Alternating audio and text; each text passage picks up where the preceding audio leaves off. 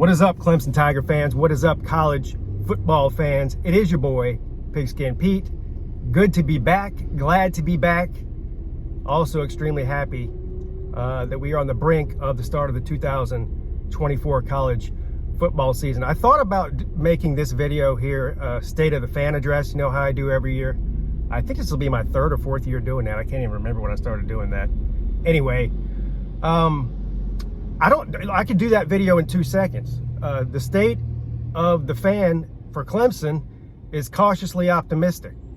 So that's the end of that video. So I guess I should just talk about the Clemson and Georgia game, because obviously it's a huge matchup, week one, and everybody's been asking my opinion on it. I've been talking a lot about it on a lot of the different live shows and whatnot, but I haven't done a video on it yet. So some of you who do listen to the live shows, you already know my opinion on this game and the ins and outs, the offense, defense, the X's and O's, the whole deal.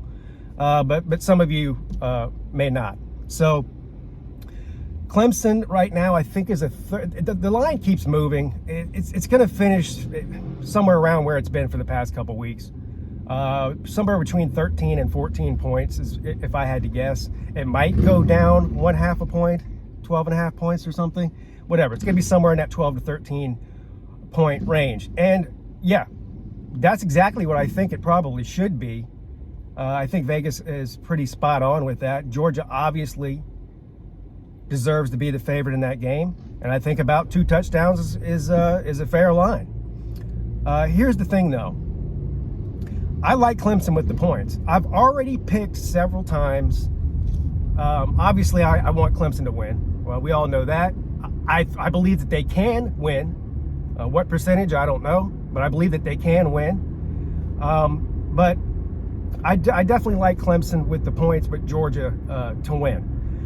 I do think, though, at least from a lot of the interactions I've had with a lot of different Georgia fans on YouTube, is that they're way too confident about their ability to just go in there and handle business like it's nothing against this Clemson team.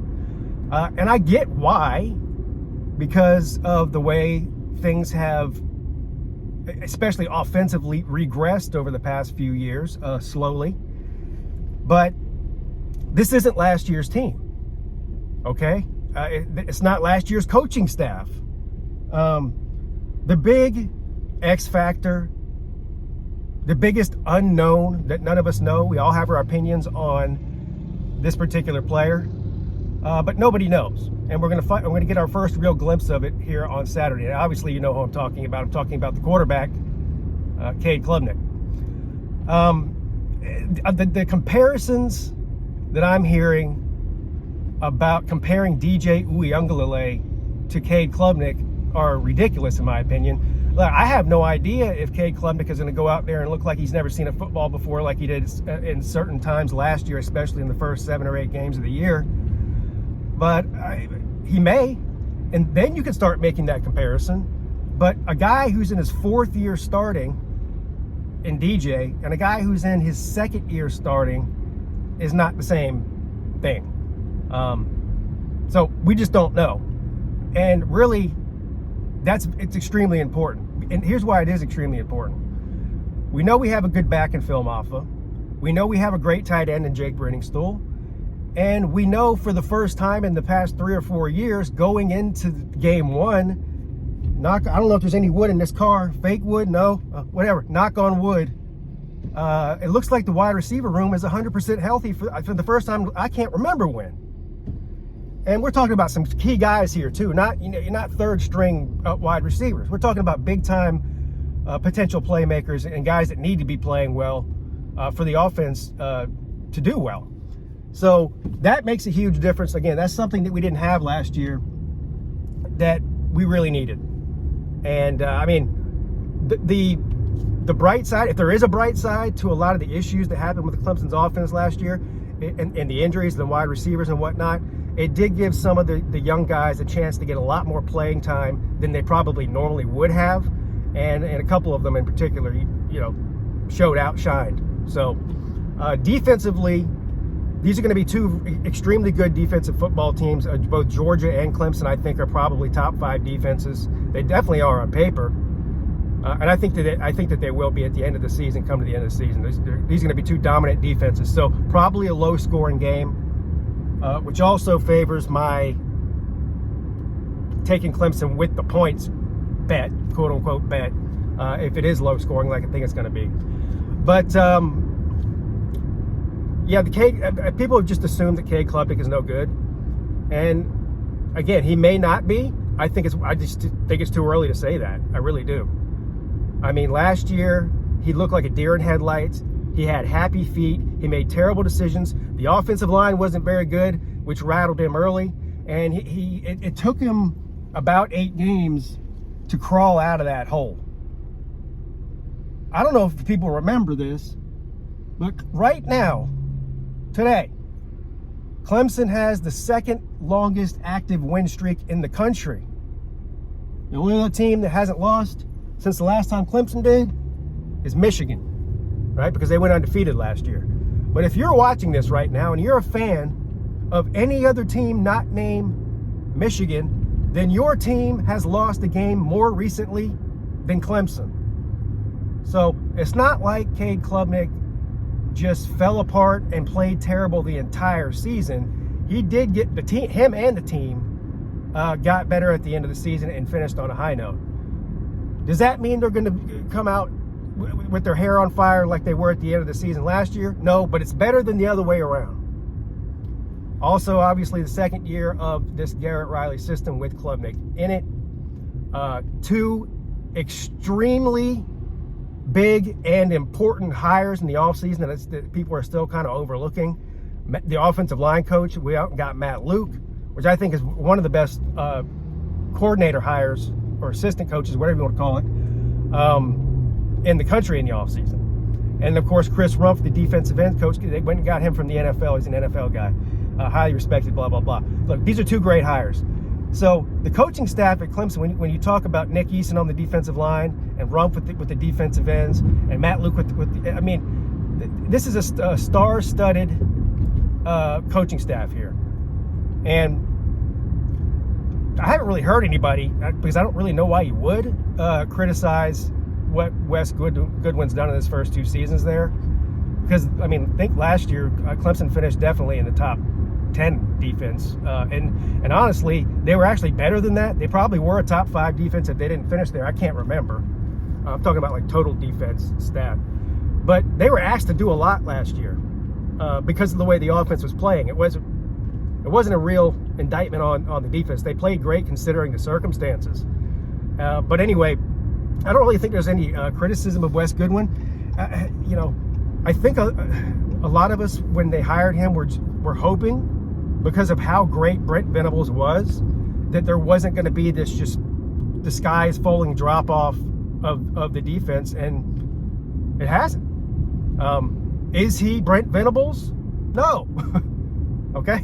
I'm not saying he is, but he's done a pretty damn good job. The recruiting hasn't dropped off on the defense, and the performance, for the most part, hasn't dropped off defensively either under Wes Goodwin. So home run hire there as far as I'm concerned, trying to replace, if not the best, definitely one of the best defensive coordinators, Brent Venables, in the past 20 years of college football. So, and look, Georgia, I know Georgia's got studs all over the field on paper, them and Ohio State and Alabama, right? Probably top 3 most talented when you just look at star ratings and player ratings and all that kind of thing. Georgia's, we already know who they are. They're loaded.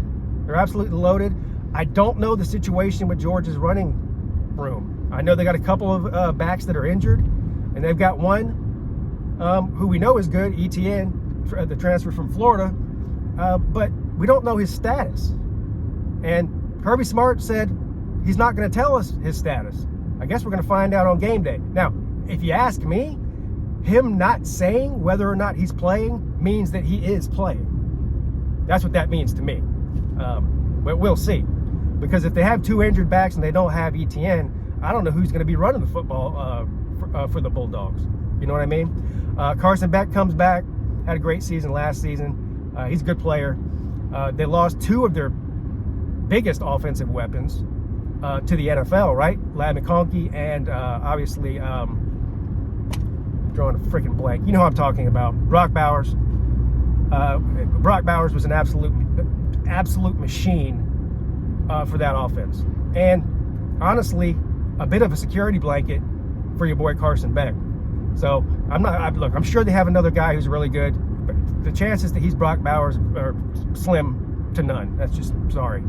And I know that they've got some other, I guess, I don't want to call them great, but good, potentially great receivers. And I think Georgia's always going to have a good offensive line. So they're a solid football team, which is why they're favored in this game.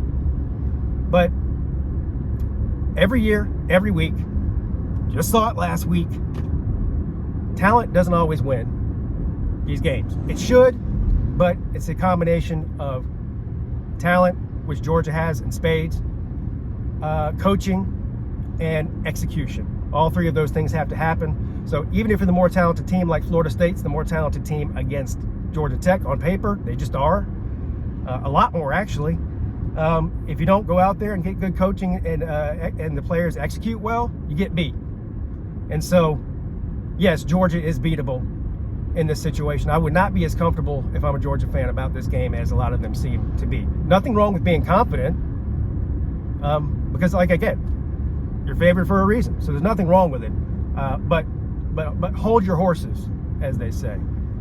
We got to see what this Clemson team, this Clemson offense looks like. I don't have any doubts about the defense. So, what I hope to see, because I know Dabo, the way Dabo is, he's stubborn when it comes to his offense. Well, I call it his offense. The Dabo, Lincoln, or Garrett Riley hybrid offense, right? The Clemson offense, is like as Dabo likes to call it. You know, we don't have a Garrett Riley offense. We have a Clemson offense. Wait, okay. All that tells me is you're stubborn. And Dabo likes to throw the ball. When I believe in a game like this, running the football is going to be imperative. I don't know how many carries Phil Mafah is going to get, but I would say minimum of 30 is what I would want.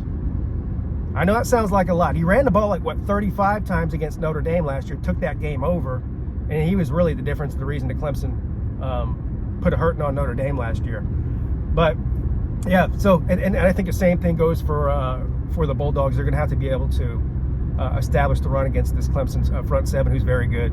So it's going to be a slugfest. I mean, the last time they met, it was a slugfest, 10-3. Only points scored were pick 6 for Georgia, and Clemson had a field goal, and Georgia had a field goal, 10-3. But yeah, no offensive touchdowns in that game. I don't think it'll be that low scoring this time, because I think both offenses are a little bit better, if not a lot better, than they were a few years ago. So, but still relatively low scoring, and Clemson covers. Feel free in the comments section to tell me how stupid I am. That's fine. Or you can tell me where you agree or where you disagree with me. Either way, hit the thumbs up button. If you're new here, hit the subscribe button. I will be live streaming this game, Clemson and Georgia, at noon on Saturday on this channel. So if I don't see you between now and then, I'll see you Saturday at 12. Go Tigers.